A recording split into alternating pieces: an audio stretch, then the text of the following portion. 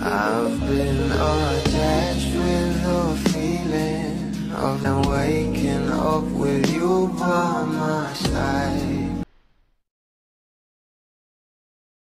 Narito nga guys ang highlights ng ating Donnie at Belle para sa kanilang project announcement and story conference. Sabay-sabay nating panoorin.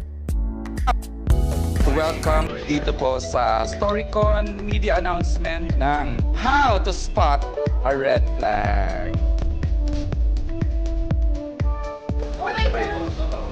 We want to welcome you po sa ating bagong show na partnership with our friends from View. This time, original naman po yung gagawin natin and not adaptation.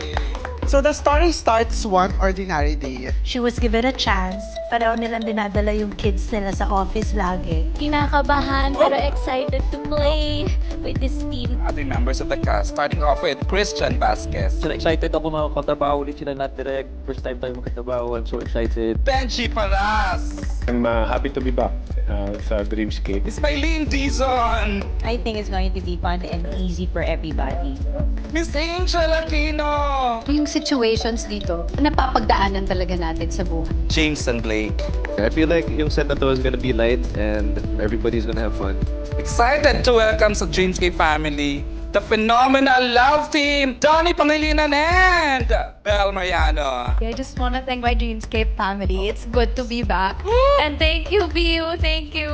One thing when I think of Dreamscape, because last year, Sir Deo went up to me actually. I don't know if it's just a coincidence, but he told me, Donnie, ikaw na yung next namin. Successful na. Claim na natin. Excited. Salamat po. We're hoping we hit another home run with this title. A compelling Filipino story that could reach global audiences. This story will fly. This will inspire. This will make people fall in love again. Fill the world with kindness, goodness, good vibes. So we're really proud of this, really proud to be part of this. This collaboration is gonna be great and we're so excited to learn from you. This one's the first time I'm doing something this light with Dreamscape. I'm very excited because finally now na-announce na and I'm so excited to shoot. And lahat ng wishes namin, it came true din.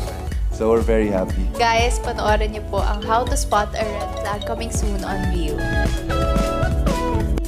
Ayon nga sa mga mula, grabe yung effort ng Dreamscape and BU. Ganto pala yung feeling ng trinatrato ng tama.